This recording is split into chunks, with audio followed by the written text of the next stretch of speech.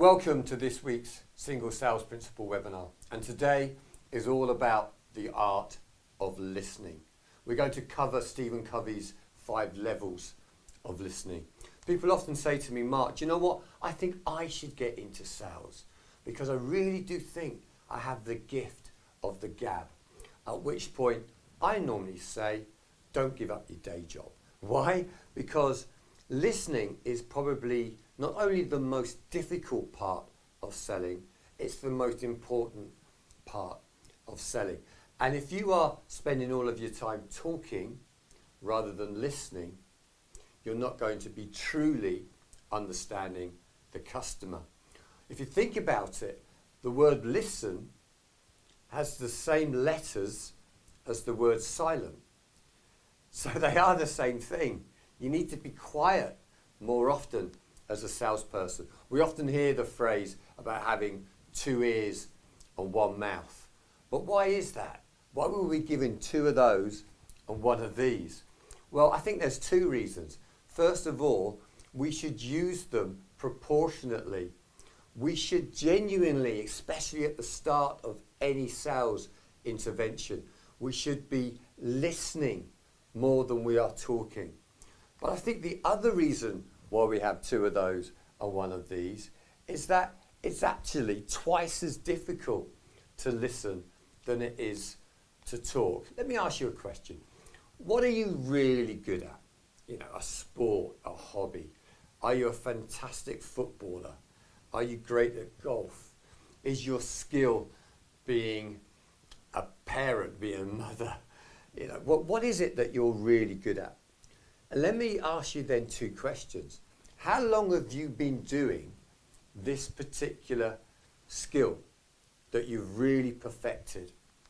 And secondly, how much practice did it take? I guess the answers that you'll give me is that I started doing it when I was, I don't know, when I was 10 or I took it up when I was a teenager or when I got into adult life. And yeah, to be really good at it, I practiced quite a lot. Well, here's the thing about listening. You've been able to do it since you were born. So you have had this skill from the moment you were born, the moment you were brought into this life. But how much practice have you actually spent? Well, I'm guessing the answer is 0. We spend very little time actually practicing the most important skill in sales. So I really want to talk about the 5 levels of listening before we go on to how this works in the world of the single principal salesperson. Stephen Covey spoke about the 5 levels of listening in his book, The 7 Habits of Highly Effective People. And habit 5 was all about seeking to understand before being understood. So let's talk about the 5 levels of listening. And the first level is ignoring. Effectively, this isn't listening at all. You may as well not even be in the same room as the other person. It's not really listening, so let's move on to level 2. This is where you're pretending to listen. This is where you're doing the but you're totally focused on doing something else. I have to admit, sometimes when I'm watching football on TV and my dear wife is talking to me about something, I may be pretending to listen, I have to confess. However, I do have the gift of always seeming to know the last phrase that she said. So if she accuses me of not listening, I always seem to be able to repeat that last few words, which infuriates her even more. But of course, I'm not listening. I'm not understanding anything about what she's saying. The 3rd level is selective listening. Stephen Covey really talks about selective listening when it's all about your agenda. So you are listening to what the other person is saying, but you're only really tuning in to the bits that interest or relate to you, to your agenda. So you're only tuning in to what you believe or what you perceive are the important bits. Of course, the danger of this is that you're missing out on a wealth of other information that may be of benefit to you. So what about level 4? Well, level 4 is active listening. Most people would think that level 4 is where we need to be. In fact, often when you go on communication skills courses, they talk about the art of active listening. This is where you are in the right place. You are listening to the individual intently. You are showing the right body language from yourself personally, so you have good eye contact. Your body language will be moving towards them. You'll be verbally saying the right things in terms of aha and yes, I see your point, and you'll be showing real interest. You may even be picking up on their body language clues to give you more of a hint as to what their message will be. And you may also be thinking about, okay, well, what is it that this person means? So I understand why this, in most people's minds, would be the true art of how to listen. But of course, Covey talks about 5 levels of listening, not 4. So there must be a better way. And this is what he calls empathic listening, where you're being truly empathetic about the other person's needs, wants, desires, thoughts.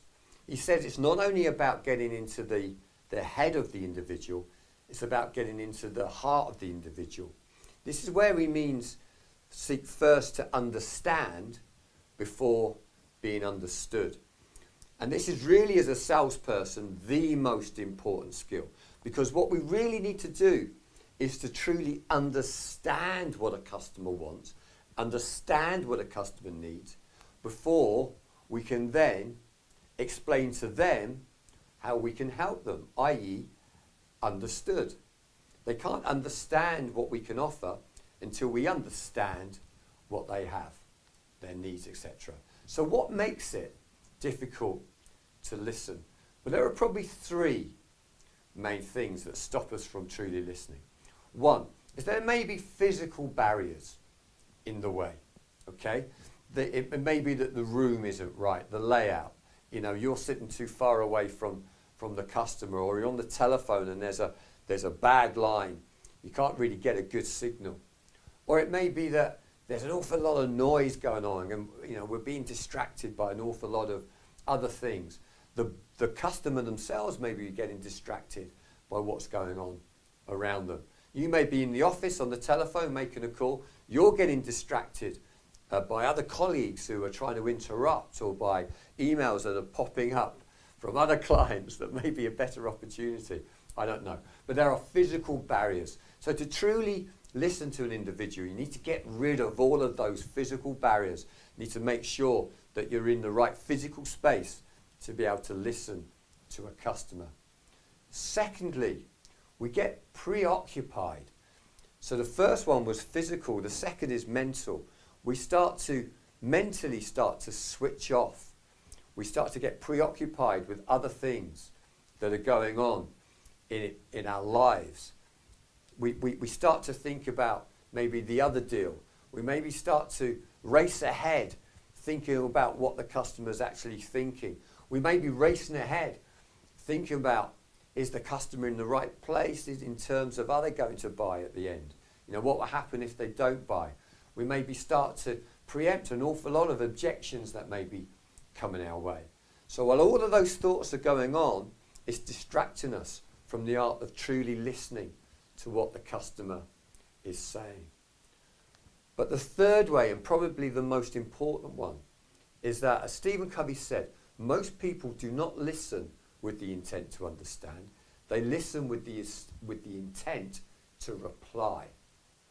So as customers are talking to us, and they're given this gold, the needs, their wants, their desires, the problems that they have, as they're giving us all of this information, rather than listening to those and probing further, what we tend to be doing is thinking, I've got a really good solution to that.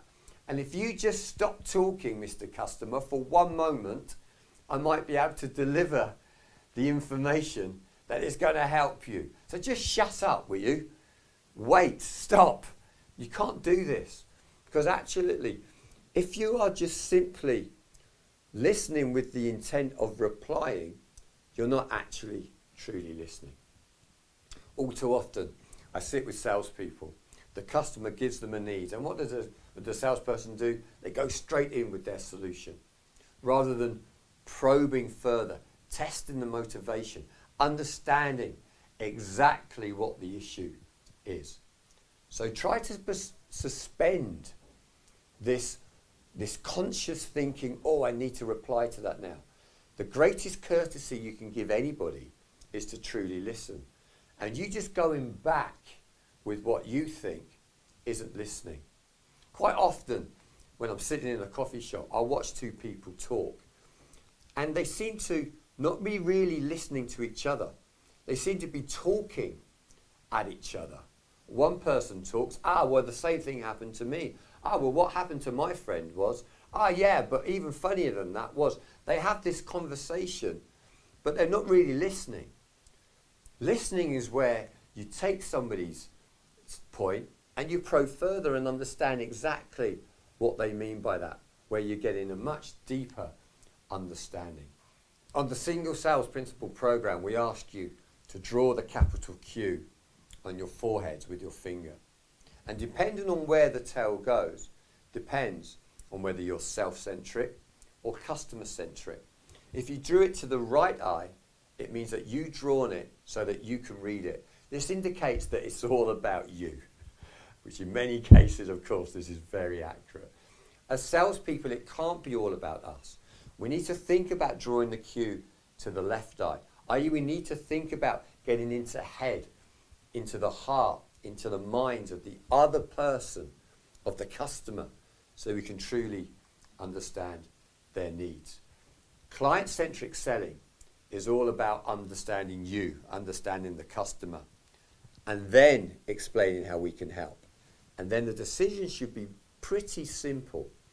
Okay, that's the way that we should be selling. So why is this so important?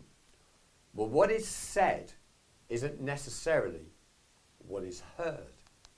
For example, I was out with a female colleague recently, and we were in the high street, and she walked up to a friend that she knew from quite some years ago. And she said, oh, hello. And I got involved with a conversation. And upon many things that they had a conversation about, one of the things was the other person said, oh, you look well.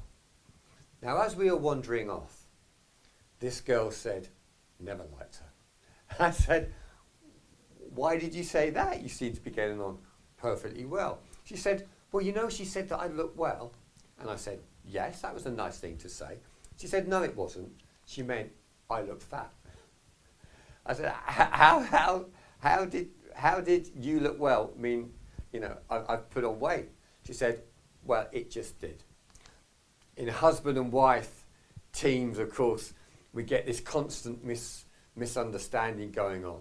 Whereas if a husband says to another, you know, how are you feeling, darling, because she's poorly in bed, she takes that as you're only asking me this to find out when I can get back up and help with all the chores again.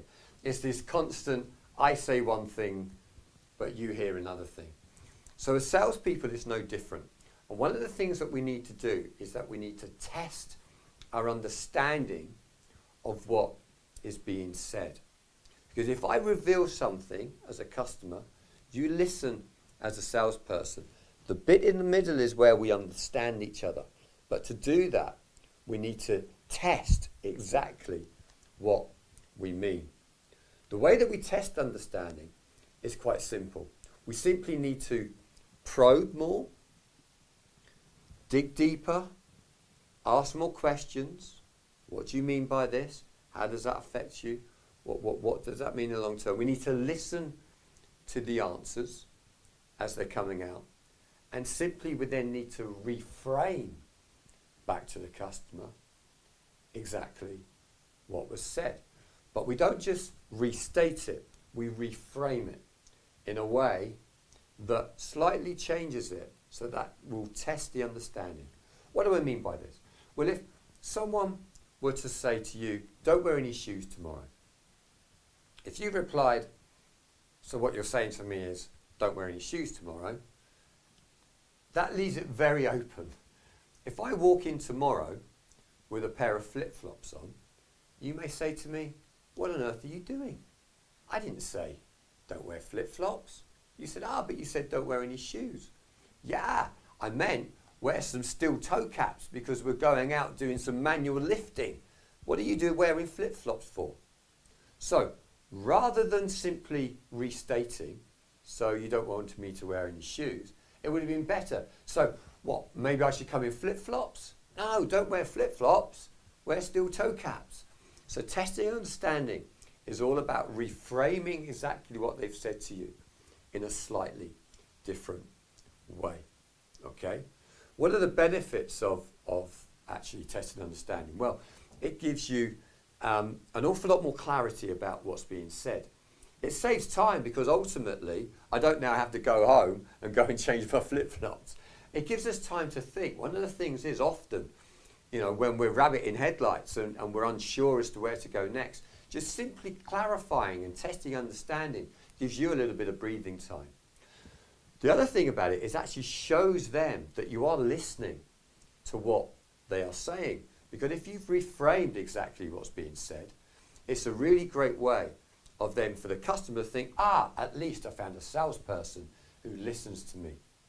It's actually a great technique to help you to listen to exactly what is being said. Because by testing your understanding, it means that you slow down. It means that you don't initially just go straight back in with that answer. It also helps you to remember what's being said. Because if you reframe it at the end when you summarize those needs, you'll then have a much better opportunity to think, what were the key areas that we identified? And lastly, link back to the fact that it shows that you are listening. Listening skills and testing understanding really does help create rapport and trust with the individuals. So let's link it back to the two areas that I think these listening skills really will give you the best advantage. One is when you're asking IQ questions. Now, IQ questions, of course, are all about what's going on in their business right now. It's gaining information, it's qualifying the opportunity. They're really useful, so testing understanding is great. However, testing understanding really comes into its own when you're starting to ask compelling need questions, when you're starting to understand the emotional needs of the customer, the rational needs of the customer, particularly then when you start to test the understanding. If we think about the funnel and the way we go with questions, it starts off by asking a question around, so what's the importance of that? And then if you test motivation, so what would be the impact of this to you? This is where you really start to probe, where you start to dig deeper down to a much deeper level to truly understand what's going on. And then in testing understanding, when we said to reframe, that's simply gaining commitment. So really what you're saying to me is, how can you do this? Or really what you're saying to me is, by doing this, it's going to cause you a lot more problems. So if we could find a way of helping with that, would that be a much greater solution? So in terms of questioning, the whole testing understanding bit is absolutely essential. But the other area that I think is really useful is the whole area of handling objections. And in the refine part of handling an objection, it's absolutely essential because you're probing further, you're asking questions, you're not just going straight in with the answer. That is what most people do when they listen. They don't listen, they just go straight back in with their answer. You're a single principal salesperson, so you won't do that. So you'll take their objection, of course you'll empathise, but you'll refine, you'll ask questions. What do they mean by that? And then in tested understanding, you will reposition it back to them. So what do you mean by that? Okay? So really what you're saying is, and that's where you're testing the understanding. Of course you then isolate, commit, and then answer. So hopefully you've understood that throughout single sales principle, there's a huge amount of listening skills going on. But it's not just listening, it's testing your understanding. As Stephen Covey said, we need to seek to understand before we can be understood. It's the triangle that way round. It's seeking to understand them before helping them understand what you are doing. So, thank you for listening to this week's webinar. Have a great week going out there and listening, truly listening to your customers, and we look forward to working with you next week.